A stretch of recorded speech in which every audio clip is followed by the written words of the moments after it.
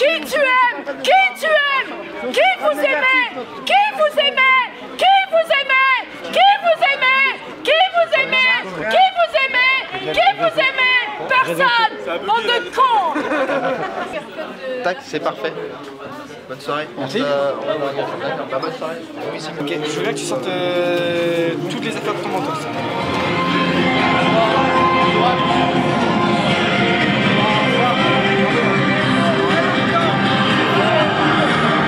Chers amis, s'annonce une soirée parmi les soirées merveilleuses de notre existence. Cette soirée va nous permettre d'écouter ensemble, ou plus précisément successivement, Laurence Trochu et Stéphane Ravier. Je suis Laurence Trochu, j'ai été conseillère municipale, conseillère départementale LR jusqu'en 2020-2021. Et je préside le mouvement conservateur depuis 2018. Donc c'était un parti associé à LR et le choix a été fait voilà, de soutenir la campagne d'Éric Zemmour, de lui apporter toutes les forces de notre mouvement politique, ce qui évidemment a eu comme conséquence eh bien, de ne plus être des partenaires des Républicains.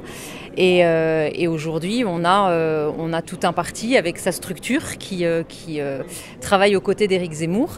Et il m'a fait l'honneur de me nommer porte-parole de sa campagne. Bienvenue en Bretagne.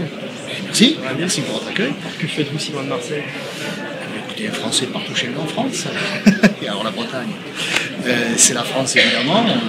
J'ai été invité par mon ami Philippe Nadeau et c'est donc avec joie que j'ai répondu à son appel. J'ai quand même un lien affectif avec la Bretagne puisque je suis nantaise et qu'une partie de ma famille est encore en Loire-Atlantique ou en Ille-et-Vilaine et dans les Côtes-d'Armor, voilà, donc pas dans le Finistère, mais donc il y a une proximité aussi et je suis donc très heureuse de venir ce soir sur les terres bretonnes. Est-ce que ce sont des terres qui vont être difficiles à conquérir pour Éric Zemmour? Ce sont des terres, je dirais, qui sont des terres de reconquête parce que on sait bien que depuis longtemps la gauche sévit dans ces régions, dans cette région. Mais ce que je me dis, c'est que les habitants voient le résultat de la gestion de la gauche désastreuse. Ils voient aussi que la droite, notamment à Brest, ils voient aussi que la droite n'a pas été à la hauteur et que finalement ces régions-là, elle n'a jamais été en capacité de les reprendre. Donc je pense qu'ils voient très bien la pertinence du programme d'Éric Zemmour et je pense qu'ils comprennent aussi qu'il est le seul candidat d'abord à oser poser un diagnostic clair, qui n'a pas peur des mots, qui n'a pas peur de la réalité et puis des solutions qui sont des solutions courageuses, qui sont enfin celles dont la France a besoin et je pense que les terres bretonnes le ressentent avec une grande acuité. Je mentirais si je disais que je connais parfaitement la situation bretonne. Mais bon, je sais que c'est assez gangréné par les militants d'extrême gauche. Là, bon, là, ils sont là dehors sous la pluie, ça leur permettra un petit peu de prendre le frais. On vous emmerde, vrais infos!